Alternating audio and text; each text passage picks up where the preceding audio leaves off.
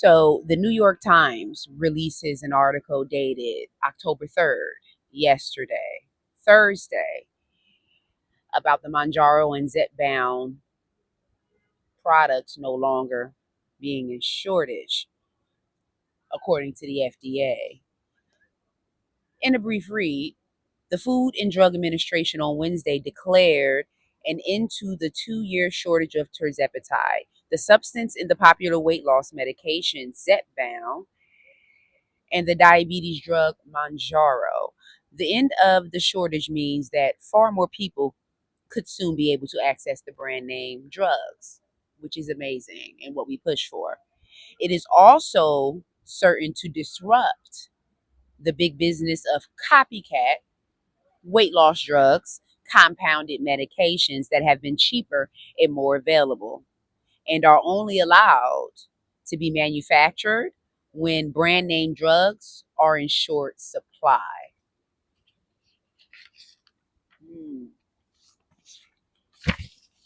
So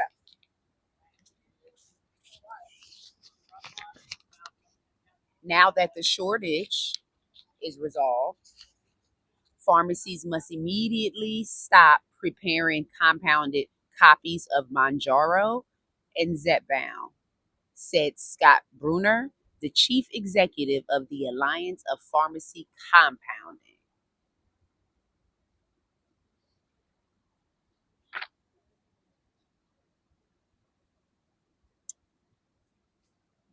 So,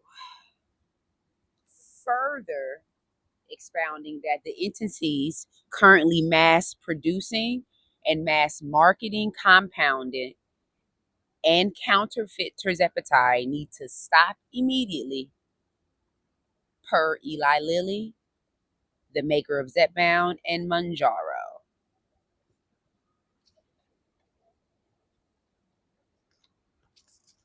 This is what I was waiting for. I was waiting for a form of a declaration. Now, this was not directly from the FDA, but it did come from the chief of the Alliance of the Pharmacy Compounding. So it came from an affiliate. It came from a individual on a top tier level in the compound industry, a chief. So I think that's pretty much valid as it can get. But specifically pertaining to the FDA also noted that there might still be intermittent problems with the availability as products move through the supply chain. That's the caveat. There may still be intermittent problems, quote unquote, possible short lived shortages. Intermittent, okay? I don't think this announcement is going to equal immediate access for people, said Lindsay Allen, a health economist at Northwestern Medicine. So, although the shortage is relieved, the announcement provides great relief verbally, but it doesn't provide actual relief physically. And this is what Lindsay Allen, the health economist at Northwestern Medicine, was alluding to. The announcement not giving equal immediate access for people. Some patients may have no choice but get off of the medicine altogether. Those using compounded Tirzepatide will likely gain weight back if they stop taking the drug, said Dr. Melanie J., the director of the NYU Long One Comprehensive Program on Obesity. Compounders and telehealth companies will still be able to offer compounded versions of semaglutide or semaglutide, the substance in Ozempic and Wegovy, as it remains in storage. Technically, compounding pharmacies could also still customize versions of Tirzepatide for certain patients if they need unique formulations, such as avoid and allergies. Now, this may fall into the Henry Meds market. I don't know. Henry Meds offers oral Tirzepatide. This falls under that category of compound pharmacies having the ability to customize versions of Tirzepatide that may be able to still remain. Now, in a more positive outlook for people who are looking for alternatives from Tirzepatide, Geoff Cook, the chief executive of Noom, which does not offer compounded Tirzepatide, but does prescribe compounded semaglutide or semaglutide, said the company was exploring the idea of personalized treatments if the compound offerings are no longer in shortage. And this is pertaining to semaglutide. So if the compound semaglutide is no longer in shortage, Noom, which is apparently a compound provider, will design a customized, personalized treatment plan for its patients. And that falls under what I just referenced in previous paragraph. Compound pharmacies could also customize versions of Tirzepatide or versions of the active ingredient. So in a case if semaglutide, goes out of shortage, Geoff Cook from Noom is alluding to a personalized customization treatment plan for patients. Possibly them conjure up and creating a customized version of a compound. I'm just saying this is straight from the New York Times. Okay. A trusted source.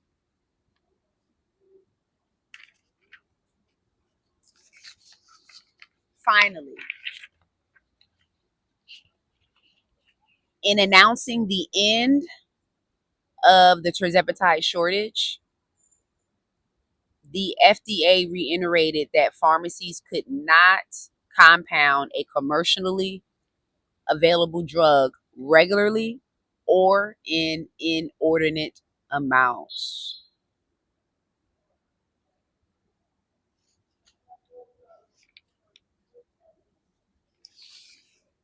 So what this sounds like is pretty much it sounds like a declaration because it's full of FDA statements, reiterations, Lilly statements, and also supporting statements in regard to the discontinuation of Tirzepatide compound from the chief of the Alliance for Pharmacy Compounding. So to me, this is pretty much where it's at. However, I don't know specifically what compound pharmacies have received an official notice. So that to me is a part of the second tier of discontinuation so that everyone is on the same page. If pharmacies were sent notices, I have not seen evidence of such. And I've done some research. I have not pulled up that evidence and I have not seen that relayed by the FDA. So to me, I'm still looking for some more information for the second tier of closing of Tirzepatide compound production. Right now, this still is, to me, talk until I actually see black and white, an announcement saying end, you have 60 days. So if someone could provide that in the comments, that would be very helpful. We are evidence-based here, okay? Not just going by hearsay. So if you happen to have a copy of a pharmacy letter, with an appropriate letterhead from the FDA announcing the discontinuation of this product targeted to that compound pharmacy, or whatnot. That'd be helpful. Drop it in the comments. I don't know. Is the comment section available for uploading, like documents? I don't know. But chime in and just let me know if you have came across the physical letter, tangible words, not hearsay. Okay, because we need to know exactly what's said and what's going on and what we could presume the next steps are. Um, this is not bad news. I mean, to some it's bad news for those who are on Tirzepatide compound, who are self-payers, who are adjusted and adapted to this more affordable pricing for medication, for chronic weight management medication, or for diabetes medication. We're so used to that now.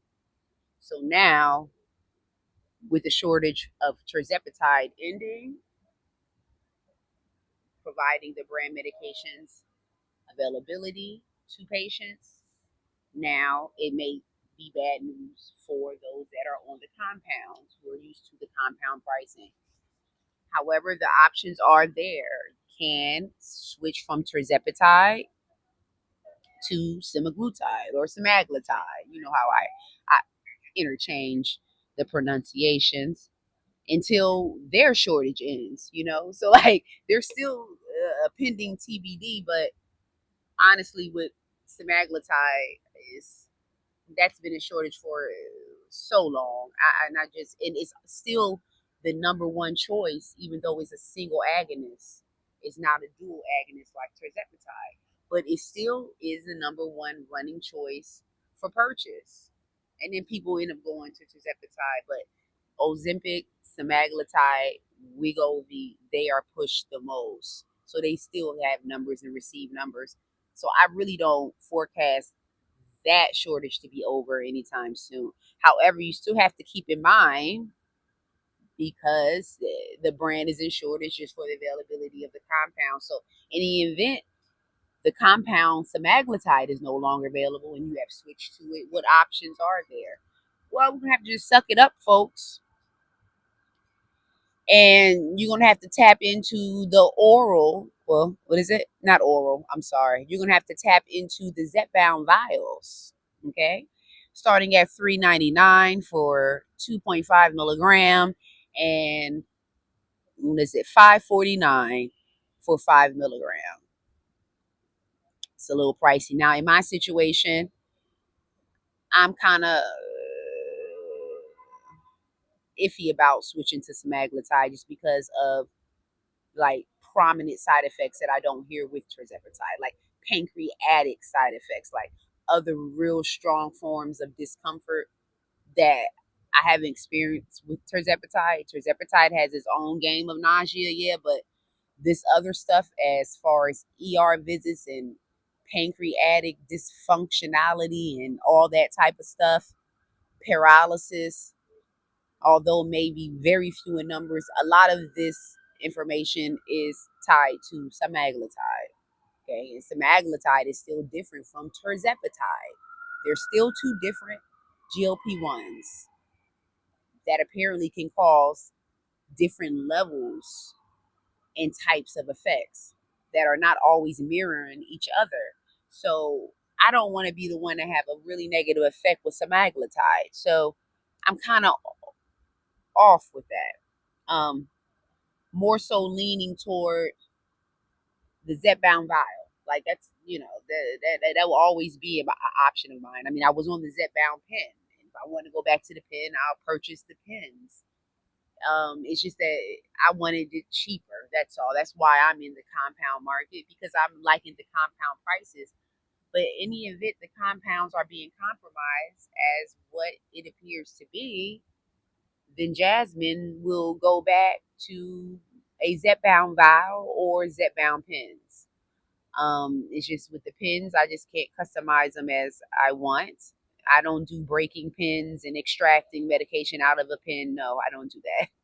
I think there's just some things you should not toy with if you're not a medical profession. Like some devices you should leave as is, but to each his own. People get real experimental And I don't agree. But the vow, yeah, the vow I'll do. Yes, it's gonna be pricey, about 150 or so more than what I'm used to. But I split dose. I'm in maintenance, so the option for me is I would get the 5 milligram Zepbound vial, push come to shove, at 549, and that vial will last me 2 months because I will split dose it, and I will take 2.5 milligram. So it will last. At the end of the day, folks, we know how to make it work, and I know how to make it work budget wise. It's just that it may be some areas of discomfort financially for me and for you. You got to figure out how to manipulatively work this, and this can be worked. So you can go from Tirzepatide to semaglutide, and if you don't want to do that, you can just go back to the pins. If your insurance doesn't cover the pins and you're okay paying the savings card price for it, then go back into that, and then maybe, work out a customized plan on how you inject your pins. You maybe do it bi-weekly to stretch them out. That's just an option. If we're talking about affordability, the vial.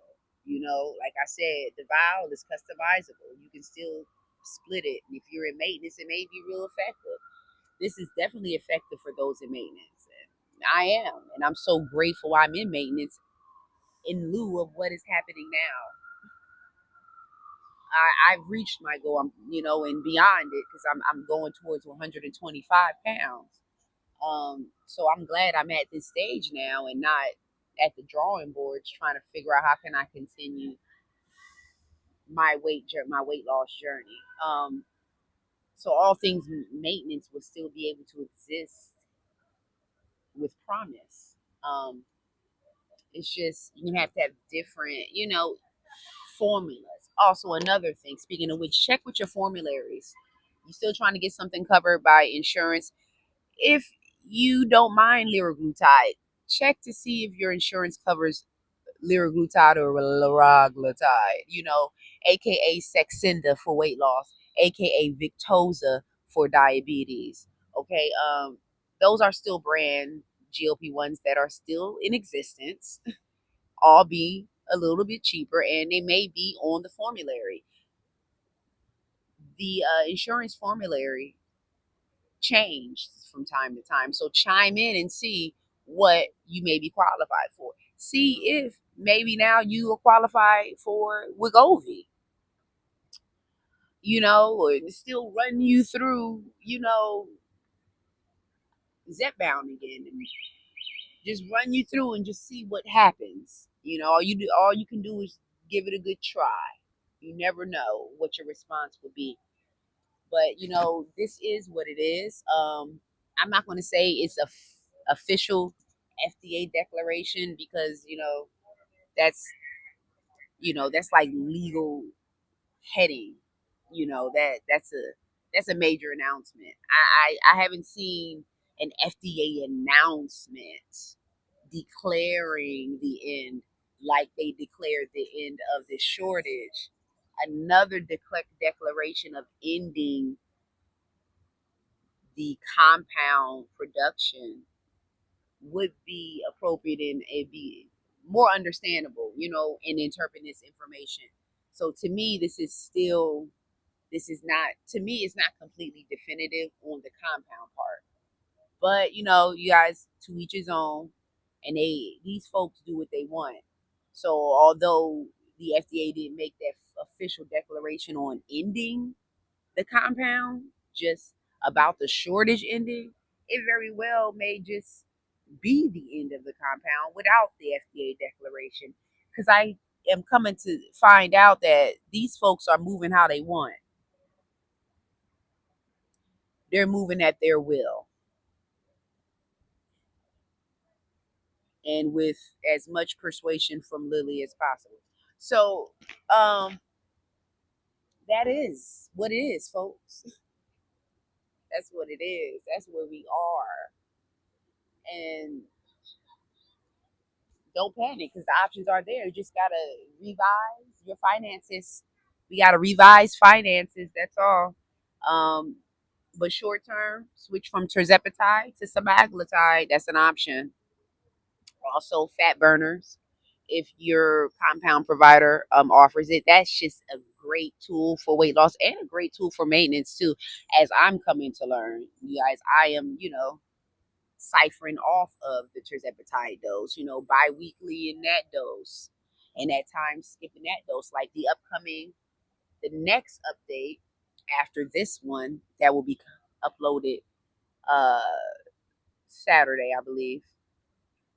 The following update after that will be an update of me not being on Tirzepatide dose, skipping that dose, and only being on the fat burner, and then seeing what the results of my weight is from the fat burner, because the fat burner is working.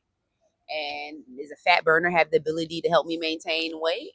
I believe so, because it is a metabolizing booster. And if your metabolism is boosted, you have more energy. You're burning more calories at rest. Just watch, your deficit stay in a deficit, and even with minimum exercise, I should be good. We're just talking about the suppression part though, because it's not a suppressant. However, I would just need to suppress my appetite like I have, through intermittent fasting, through high fiber foods, high protein, and take it from there, or couple the fat burner with semaglutide, you know, if Tirzepatide is no longer on the table. So, those are the options for me. I'm already on the fat burner, okay? And it's fat burning. It's doing its thing. Um, I'm on a split dose of Tirzepatide, and it's doing its thing as a split dose, so it's not like I'm completely on a full dose and I'm really counting on that hard suppression, because I pretty much have marginal suppression. A lot of my suppression comes from me now. And that's what typically happens when you're in maintenance, um, which people are afraid to approach maintenance. You got to put the work into your hands now. It's in your ballpark. You have to do more of the work than the medication now. The medication does more marginally than it did in the beginning once you're in maintenance. So it may even be me getting the 399 vial, 2.5, and splitting that. See what I'm saying? I mean, if I'm in maintenance and I'm on a fat burner, that just may be enough for me, and if that is your formulary markup, that may be enough for you if you're in maintenance, or it may be enough for you if you're not. Because these ingredients, these medications, Lipotropic McD, peptides, Tirzepatide, semaglutide, whatever, they they do promote weight loss.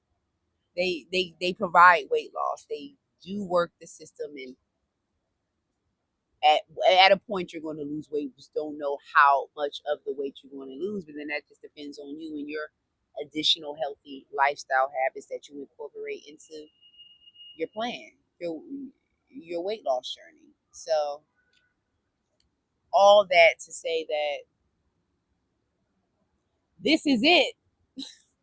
This is it. This may be it. So devise a plan appropriately, folks. Get a plan together. Don't let this stop the train from rolling, okay? Because what we want to do is keep the party going. I will get at you in the next video. Be real.